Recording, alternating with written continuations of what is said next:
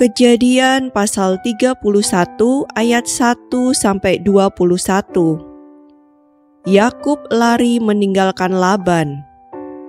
Kedengaranlah kepada Yakub anak-anak Laban berkata demikian, Yakub telah mengambil segala harta milik ayah kita, dan dari harta itulah ia membangun segala kekayaannya. Lagi kelihatan kepada Yakub dari muka Laban, bahwa Laban tidak lagi seperti yang sudah-sudah kepadanya. Lalu berfirmanlah Tuhan kepada Yakub, pulanglah ke negeri nenek moyangmu dan kepada kaummu, dan aku akan menyertai engkau. Sesudah itu Yakub menyuruh memanggil Rahel dan Lea untuk datang ke padang, ke tempat kambing dombanya. Lalu ia berkata kepada mereka, telah kulihat dari muka ayahmu bahwa ia tidak lagi seperti yang sudah-sudah kepadaku, tetapi Allah ayahku menyertai aku. Juga kamu sendiri tahu bahwa aku telah bekerja sekuat-kuatku pada ayahmu.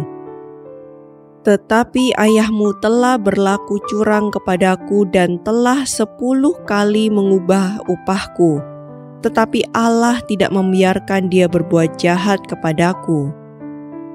Apabila ia berkata yang berbintik-bintiklah akan menjadi upahmu, maka segala kambing domba itu beroleh anak yang berbintik-bintik. Dan apabila ia berkata yang bercoreng-corenglah akan menjadi upahmu, maka segala kambing domba itu beroleh anak yang bercoreng-coreng. Demikianlah Allah mengambil ternak ayahmu dan memberikannya kepadaku. Pada suatu kali pada masa kambing domba itu suka berkelamin, maka aku bermimpi dan melihat bahwa jantan-jantan yang menjantani kambing domba itu bercoreng-coreng, berbintik-bintik, dan berbelang-belang. Dan malaikat Allah berfirman kepadaku dalam mimpi itu, Yakub, jawabku, ya Tuhan. Lalu ia berfirman, angkatlah mukamu dan lihatlah, bahwa segala jantan yang menjantani kambing domba itu bercoreng-coreng, berbintik-bintik, dan berbelang-belang. Sebab telah kulihat semua yang dilakukan oleh Laban itu kepadamu. Akulah Allah yang di Betel itu, di mana engkau mengurapi tugu, dan di mana engkau bernasar kepadaku. Maka sekarang, bersiaplah engkau, pergilah dari negeri ini dan pulanglah ke negeri sanak saudaramu. Lalu Rahel dan Lea menjawab Yakub, katanya, bukankah tidak ada lagi bagian atau warisan kami dalam rumah ayah kami? Bukankah kami ini dianggapnya sebagai orang asing karena ia telah menjual kami? Juga bagian kami telah dihabiskannya sama sekali. Tetapi segala kekayaan yang telah diambil Allah dari ayah kami adalah milik kami dan anak-anak kami. Maka sekarang, perbuatlah segala yang difirmankan Allah kepadamu. Lalu bersiaplah Yakub, dinaikkannya anak-anaknya dan istri-istrinya ke atas unta. Digiringnya seluruh ternaknya dan segala apa yang telah diperolehnya, yakni ternak kepunyaannya yang telah diperolehnya di Padan Aram, dengan maksud pergi kepada Ishak ayahnya ke tanah Kanaan. Adapun Laban telah pergi menggunting bulu domba-dombanya. Ketika itulah Rahel mencuri terafim ayahnya. Dan Yakub mengakali Laban orang Aram itu dengan tidak memberitahukan kepadanya bahwa ia mau lari. Demikianlah ia lari dengan segala harta miliknya. Ia berangkat menyeberangi sungai Efrat dan berjalan menuju pegunungan Gilead. Ayat 22-42. Laban mengejar Yakub. Ketika pada hari ketiga dikabarkan kepada Laban bahwa Yakub telah lari, dibawanyalah sanak saudaranya bersama-sama. Dikejarnya Yakub 7 hari perjalanan jauhnya. Lalu ia dapat menyusulnya di pegunungan Gilead. Pada waktu malam datanglah Allah dalam suatu mimpi kepada Laban orang Aram itu, serta berfirman kepadanya, "Jagalah baik-baik, supaya engkau jangan mengatai Yakub dengan sepatah kata pun." Ketika Laban sampai kepada Yakub, Yakub telah memasang kemahnya di pegunungan.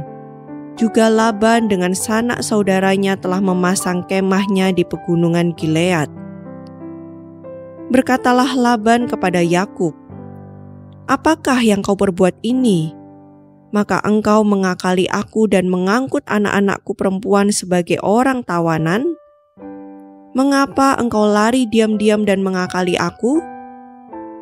Mengapa engkau tidak memberitahu kepadaku supaya aku menghantarkan engkau dengan sukacita dan nyanyian dengan rebana dan kecapi?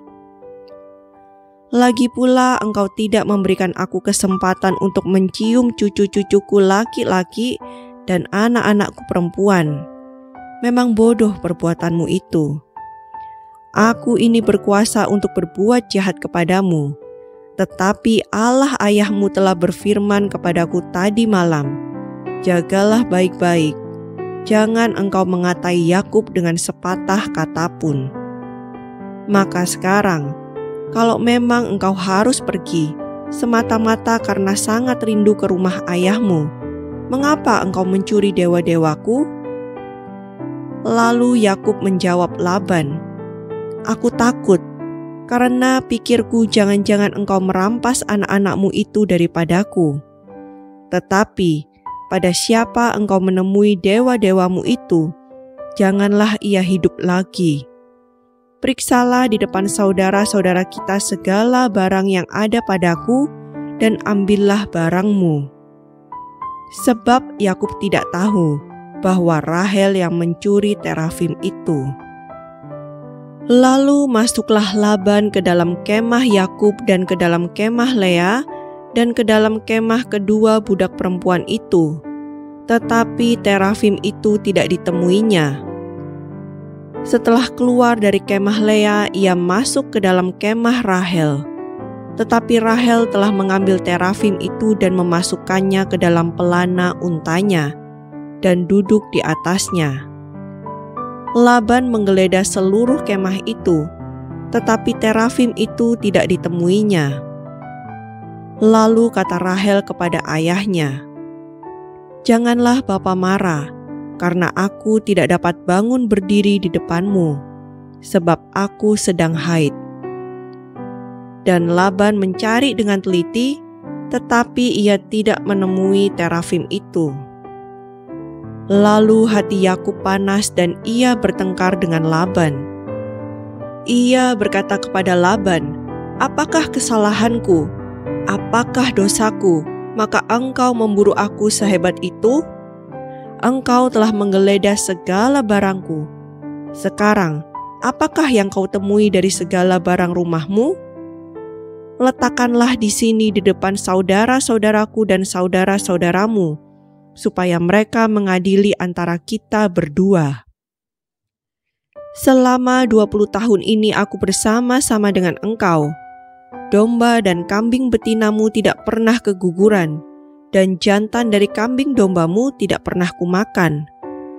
Yang diterkam oleh binatang buas tidak pernah kubawa kepadamu. Aku sendiri yang menggantinya.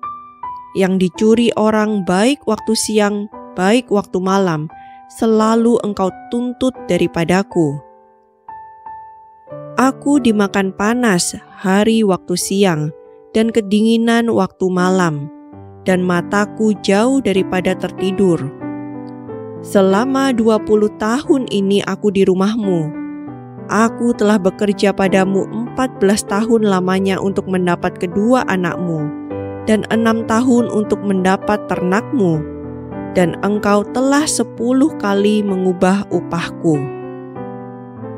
Seandainya Allah ayahku, Allah Abraham, dan yang disegani oleh Ishak tidak menyertai aku, tentulah engkau sekarang membiarkan aku pergi dengan tangan hampa.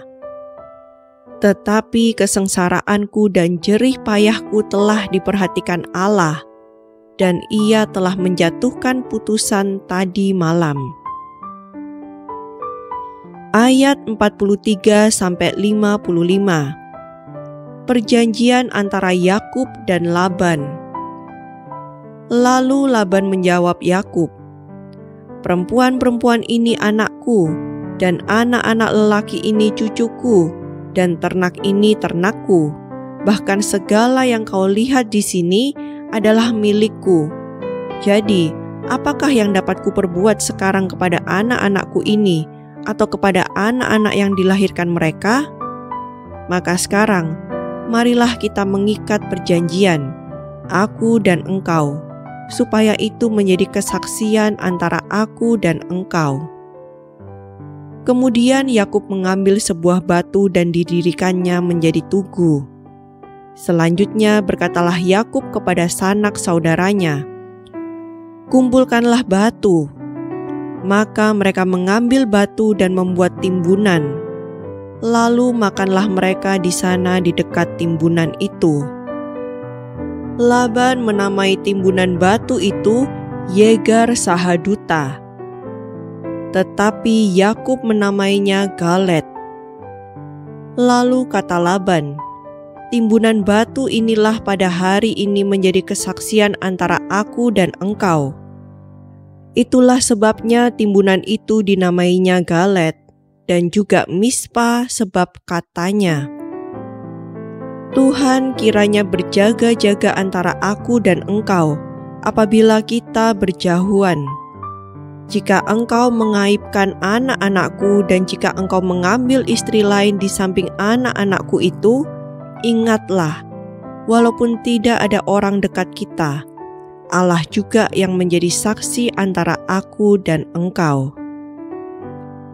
Selanjutnya kata Laban kepada Yakub, "Inilah timbunan batu dan inilah tugu yang kudirikan antara aku dan engkau. Timbunan batu dan tugu inilah menjadi kesaksian bahwa aku tidak akan melewati timbunan batu ini mendapatkan engkau, dan bahwa engkau pun tidak akan melewati timbunan batu dan tugu ini mendapatkan aku dengan berniat jahat. Allah Abraham dan Allah Nahor, Allah ayah mereka, kiranya menjadi hakim antara kita." Lalu Yakub bersumpah demi yang disegani oleh Ishak ayahnya, dan Yakub mempersembahkan korban sembelihan di gunung itu. Ia mengundang makan sanak saudaranya, lalu mereka makan serta bermalam di gunung itu. Keesokan harinya pagi-pagi Laban mencium cucu-cucunya dan anak-anaknya serta memberkati mereka. Kemudian pulanglah Laban kembali ke tempat tinggalnya.